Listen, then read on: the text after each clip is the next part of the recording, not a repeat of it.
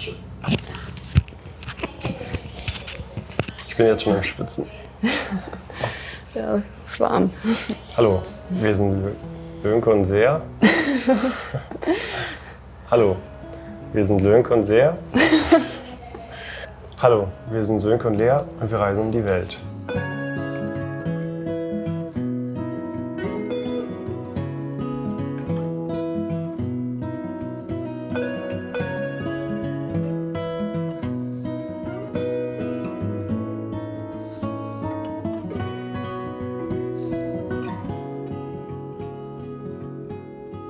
Wir waren in Seattle und sind dann zum Flughafen gefahren und nach Las Vegas geflogen.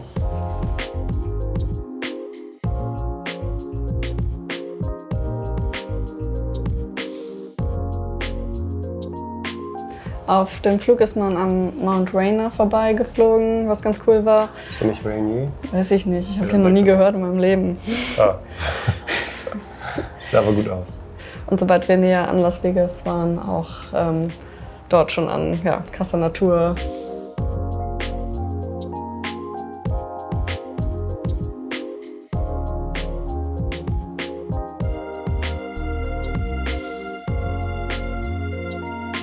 Ja, der Flughafen war ziemlich cool und hat Las Vegas irgendwie sehr gut repräsentiert und dem gut dargestellt. Dann sind wir auf dem Weg zum Hotel beim In-N-Out gestoppt, einer Fastfood-Kette, die es nur im Südwesten gibt oder so. Ich glaube schon, ja.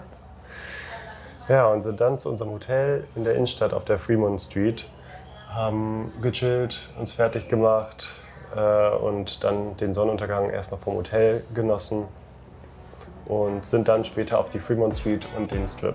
Ja.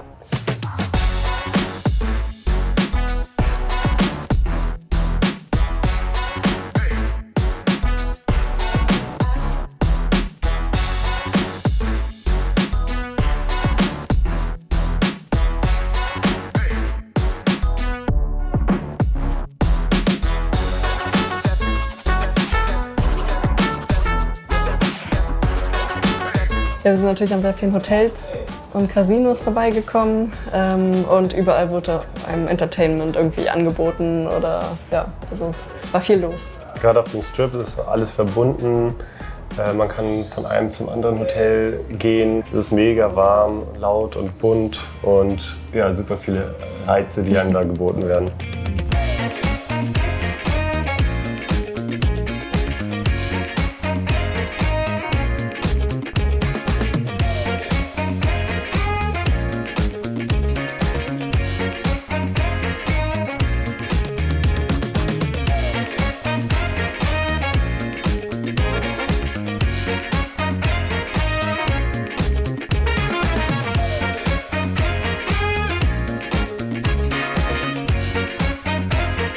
Mir hat am meisten das Venezia gefallen, das Entertainment Hotel.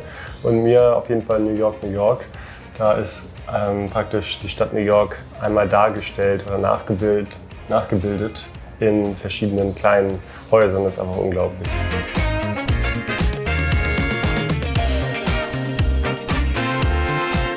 Und vor dem Venezia fahren so die Gondoliere vorbei. Ja, und es sah halt ganz schön aus. Aber es ist natürlich alles so hart fake, aber es ist irgendwie fast schon ironisch fake, finde ich, dass es das schon wieder gut ist. Also für ein paar Tage kann man sich das auf jeden Fall gönnen. Ja, dann haben wir uns noch den Springbrunnen mit der Show vor dem Bellagio Hotel angeguckt. Der weltbekannt ist.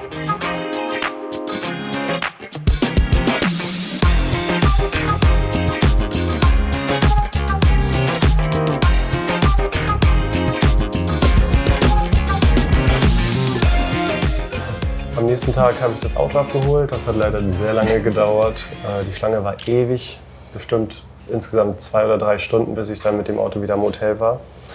Und dann sind wir sofort aus der Stadt raus, einkaufen. Es war wirklich arschwarm und wir hatten Donuts gekauft, die sind natürlich sofort weggeschmolzen, egal ob es im oder aus dem Auto war. Ja, den ersten Stopp haben wir dann beim Valley of Fire gemacht. Und da haben wir auch den ersten kleinen Spaziergang gemacht. Und was mir besonders gut gefallen hat, war so ein Stein, der aussah wie ein Hund oder Wolf. Ich weiß gar nicht genau. Ich habe da nichts erkannt. Aber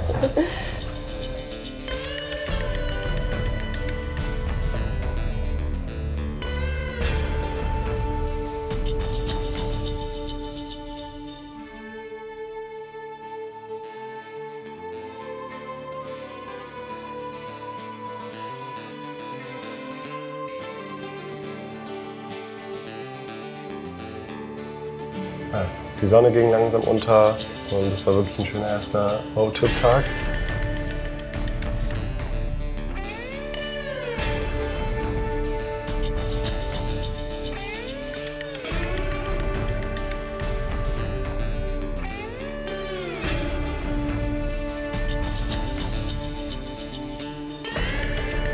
Abends sind wir dann zu McDonald's, um das Auto umzupacken und haben da entdeckt, dass man die Sitze komplett verstecken kann, also komplett verschwinden lassen kann, sodass dadurch die Ladefläche groß genug ist, um halt wirklich da bequem, mehr oder weniger bequem zu zweit zu schlafen. Und das hat uns so einen Vorteil verschafft, weil wir eigentlich geplant hatten zu zelten. Und mit dem Auto ist es natürlich viel einfacher, weil man hin und weg ist. Dann sind wir noch ein Stück gefahren, aber nur ein ganz kurzes Stück, bis auf einmal hinter uns die Blaulichter angehen und wir tatsächlich angehalten wurden. Ich hatte mich mit dem Auto noch nicht 100% auseinandergesetzt und hatte den Automodus vom Licht an und der funktionierte irgendwie nicht und deswegen war unser Abblendlicht aus. Das wurde natürlich gleich erstmal moniert und wir hatten schon ein bisschen Schiss, weil man hört ja ordentlich was über die Polizei, aber ja, wir haben uns ganz normal verhalten. Und dann ist er auch weitergefahren und wir auch. Sind auch ein Stück weitergefahren und haben dann das erste Mal rechts rangefahren und einen Platz gefunden. Und im Auto geschlafen. Ja. Die meisten unserer Plätze haben wir über die App iOverlander gefunden. Die können wir sehr gut für Nordamerika empfehlen. Da sind praktisch ganz viele freie Stellplätze, Campingplätze oder auch einfach gute Plätze zum Müll abgeben oder was auch immer angegeben. Oder duschen. Ja, wo wirklich viele mit Referenzen dann gearbeitet wird. Das heißt, man kann da hinfahren und selber beschreiben, wie es war. Und es gibt wirklich eine Hülle und Fülle an Plätzen, die man sich da suchen kann und ja, können wir sehr gut empfehlen. Ja, die Nacht im Auto war eher kühler, aber sehr bequem auf unseren Isomatten. Nach dem Frühstück sind wir dann in den Zion National Park, unser erster Nationalpark. Der hat so steile rote Klippen vom Zion Canyon und interessanterweise leitet sich der Name von den Mormonen ab, die da Utah besiedelt haben und das bedeutet ein heiliger Ort oder Refugium. Gut. Ja. Ja, im Nationalpark waren wir ein bisschen genervt, weil die Parkplätze $15 gekostet haben. Neben den Parkplätzen musste man natürlich auch einen Nationalparkpass kaufen und teilweise musste man sich für die Hikes auch lange vorher in so einer Lotterie anmelden. Also es war so eine kleine böse Vorahnung davor, was uns dann schwert. Aber es war tatsächlich in den anderen Nationalparks nicht ganz so schlimm, wie man jetzt bald noch sehen wird. Aber ja, die hatten ein mehr oder weniger funktionierendes Shuttle-Service. Dann sind wir erstmal zum Eingang und dann zu unserem Hike gefahren worden. Ja. Ja, der erste Hike war ganz schön warm, aber auch richtig schön. Man ist an so 3 Wasserfällen und Bassins vorbeigelaufen, die wie so kleine Oasen waren.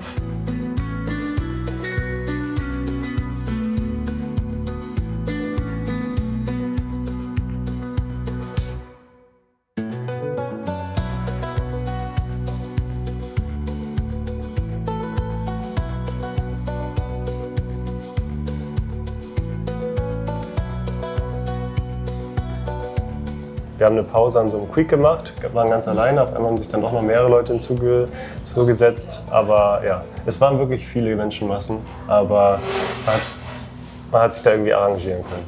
Als wir dann durch waren mit dem Wandern, sind wir noch mit dem Auto den Scenic Drive direkt hinter dem Zion National Park gefahren.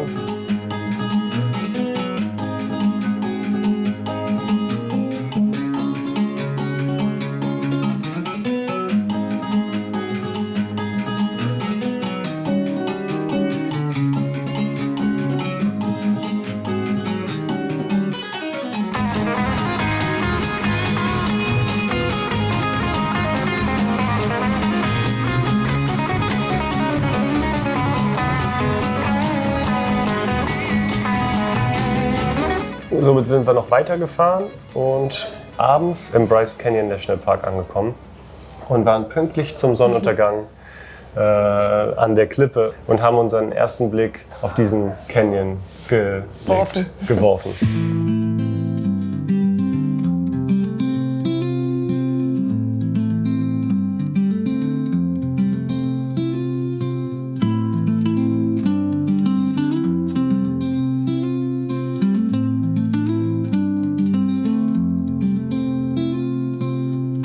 Direkt beim Bryce Canyon gibt es auch viele Zeltstellplätze, wo man sich einfach hinstellen kann. Wir hatten vor, da zu zelten beim Bryce Canyon National Park, weil es dann an der Nacht vorher dann doch zwar bequem, aber vielleicht noch besser im Zelt war. Haben das dann aufgebaut und uns reingelegt. Aber gerade in der Nacht wurde es so kalt. Wir haben nachher geguckt, es waren 1 Grad. Und wir haben ja keine Schlafsäcke, die unter 10 Grad gut waren. Und wir haben da wirklich gefroren dann doch und sind dann als letzten Ausblick doch wieder zurück ins Auto, haben es kurz angemacht und dann konnten wir noch ein paar Stunden schlafen. Aber es war wirklich zu kalt, leider. Ja, nachdem wir den Sonnenuntergang schon angeguckt haben, haben wir uns dann am nächsten Morgen noch den Sonnenaufgang am Bryce Canyon angeguckt.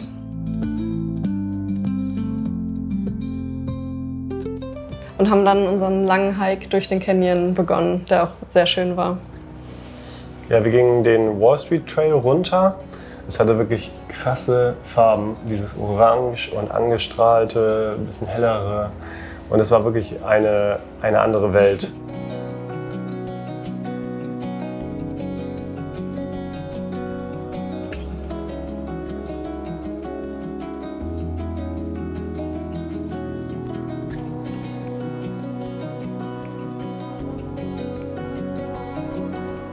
Sind wir den gesamten Trail runtergegangen und dann sind wir noch einen anderen Trail, der von unten praktisch in die andere Richtung connectete, den halbwegs wieder hoch. So dass wir insgesamt auf 10 Kilometer gekommen sind und haben halt praktisch dann den ganzen Vormittag da rumgekraxelt.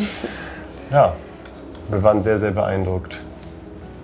Ja, da hat man auch wieder gemerkt, dass man am Anfang sehr viele Leute hatte und am Ende, wenn man dann ein bisschen weitergegangen ist, dass man dann wieder komplett für sich war.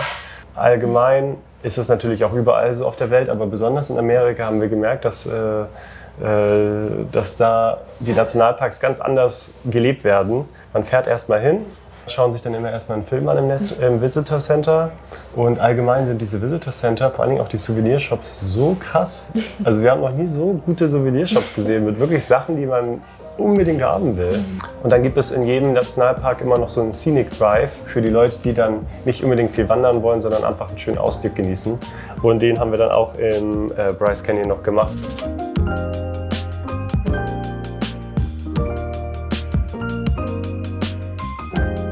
Zurück in die Bryce Canyon City. Ja, es war so ein bisschen wie so ein Cowboy-Dorf aufgebaut und dann gab es noch Pferde, die auf ihren Ausritt gewartet haben. Dann haben wir Pizza gegessen und uns Lagerfeuerholz gekauft und im Supermarkt noch eingedeckt und sind dann weitergefahren und auf halbem Wege dann rechts ran und über Overländer dann wieder einen Platz mit tollem Ausblick gefunden. Ja, dort haben wir dann Lagerfeuer gemacht und S'mores gegessen und ein bisschen gelesen und den Sonnenuntergang genossen.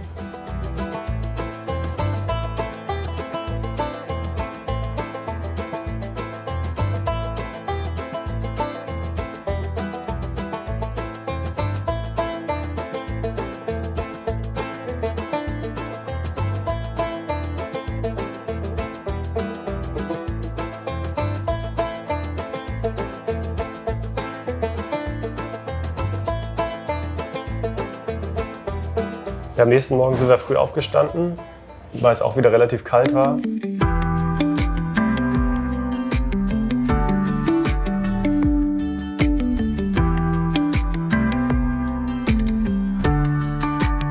Und sind dann in den Sonnenaufgang reingefahren. Das fandest du ganz toll. Ja, das war richtig schön.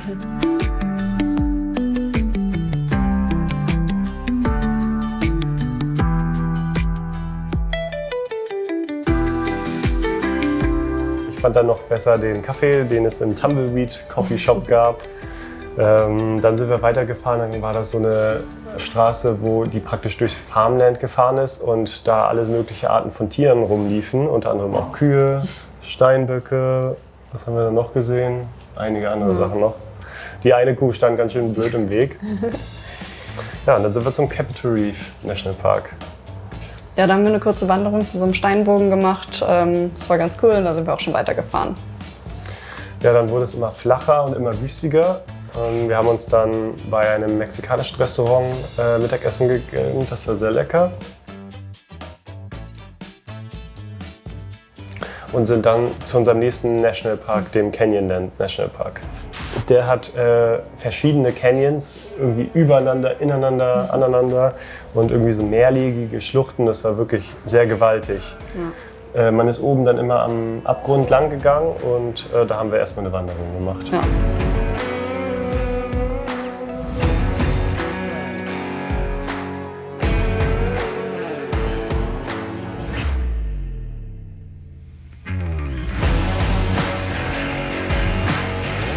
Dann haben wir auf einer weiten Fläche wieder übernachtet, wieder einen coolen Sonnenuntergang gehabt und geschlafen. Wir sind besonders früh eingeschlafen, weil Lea am nächsten Morgen einen Sonnenaufgangshike geplant hatte zum Mesa Arch. Der ist dafür bekannt, dass die Sonne dann praktisch beim Sonnenaufgang von unten auf diesen Steinbogen leuchtet und den dann so erleuchtet. Und ja, es war wohl nicht ganz unbekannt. Da waren ordentlich viele andere Touris zu sehen.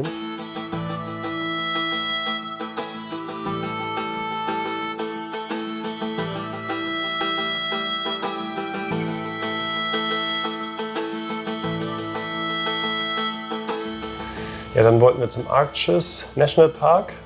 Aber erstens war da eine sehr lange Schlange. Und als wir es dann nach einer halben Stunde zum Eingang geschafft haben, wurde uns gesagt, ja, wo ist denn euer Timed Entry Permit? Ja, das hatten wir nicht und dann mussten wir wieder umdrehen. Aber ab 4 hätte man da wohl hinfahren können. Ja, dann haben wir kurzerhand geplant und sind dann zum Mill Creek Waterfall Trail, zu so einem Pool unter einem Wasserfall, der aber irgendwie doch nicht so einladend war, wie wir uns das vorgestellt hatten. Und dann haben wir uns lieber oberhalb hingesetzt und eine lange Zeit gelesen, bis uns einfach zu warm war und wir wieder zurück mussten.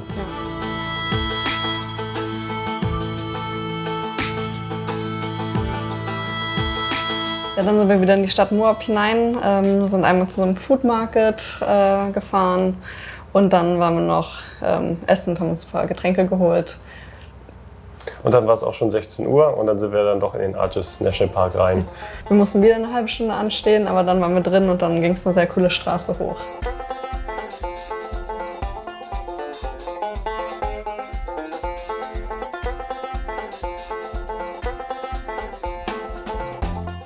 Ja, da haben wir uns verschiedene Arches angeschaut, verschiedene Steinbögen. Auf einen sind wir auch ein bisschen hochgeklettert, nicht auf den... Nicht oben auf dem Bogen, aber...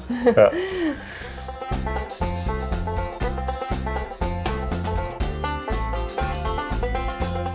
Abends sind wir noch ein gutes Stück durch die Nacht reingefahren, bevor wir uns dann einen Platz gesucht haben zum Schlafen, der schon ganz kurz vor der Grenze nach Arizona lag und somit auch ganz kurz vor dem Monument Valley, was wir uns dann am nächsten Tag angeguckt haben. Und ganz kurz vor unserem nächsten Video, weil wir so viel erlebt haben, dass wir entschieden haben, einen Zweiteiler draus zu machen. Aus unserem USA-Roadtrip. Ja. Aber ein Zwischenfazit kann man sicherlich schon geben. Wir waren, glaube ich, beide nicht vorbereitet über diese unglaublich diverse und eindrucksvolle Natur, die dort ist. Wir haben uns beide so ein bisschen platt vorgestellt, ja, da ist es heiß und da ist halt Wüste und hier und da ist der Grand Canyon und vielleicht ein paar andere Berge. Aber dass es so viele unterschiedliche Schluchten, Canyons, Gesteinsformationen und alles gibt, da waren wir nicht darauf vorbereitet. Ja, jeder Nationalpark hatte wirklich so was Einzigartiges und ja, die haben sich schon deutlich unterschieden, obwohl sie dann doch irgendwie alle in einer Art ähnlich waren. Auch wenn wir jetzt ein bisschen über die Leute uns aufgeregt haben, wir waren eigentlich doch, glaube ich, in einer guten Jahreszeit, wo nicht zu viel los war. Ja. Und uns wurde auch gesagt, dass es schon noch wärmer sein kann und wir da wohl Glück hatten. Aber es kann wohl auch noch kälter sein. Wir hatten wohl gerade noch eine gute warme Woche abgepasst, denn da geht jetzt auch bald der Winter dann los. Und außerdem wollen wir am Ende noch mal sagen, dass bis auf den Zion-Nationalpark wir nirgendwo Parkgeld eigentlich zahlen mussten. Sodass der erste Schreck, wie teuer alles bestimmt werden wird, sich dann doch gelegt hat, weil es dann doch gar nicht so schlimm war. Trotzdem hat das jetzt auch im Rückblick ziemlich auf unser Budget gehauen. Das ständige Tanken, auch wenn Tanken nur halb so teuer in den USA ist wie in Deutschland, in den USA wie in Deutschland ist, kommt dann noch dazu, dass wir ja dauerhaft irgendwelche teuren Essenssachen kaufen mussten, weil wir nichts lagern konnten und die Inflation da wohl auch ziemlich die Preise angezogen hat. So, wir beenden jetzt. Freuen uns, dass ihr alle das nächste Video anschauen wollt und auch unseren Blog. Wir entschuldigen uns für die Lautstärke im Hintergrund, obwohl wir können da glaube ich nichts für. Es ist trotzdem ein sehr schöner Ort hier. Und wir sagen? Also, jetzt mal come on, wir sagen. Sag du. Tschüss. Dein Blog? Habe ich schon. Ja, hast du gar nicht. Doch. Wo? Habe ich eben gerade. Ich habe gesagt, alles Beauty Onkel mit dem Blog. Okay. Beim Ölen. Ja. Ich will gar nicht wissen, wie es hier unter dem T-Shirt aussieht. Fertig? Ja.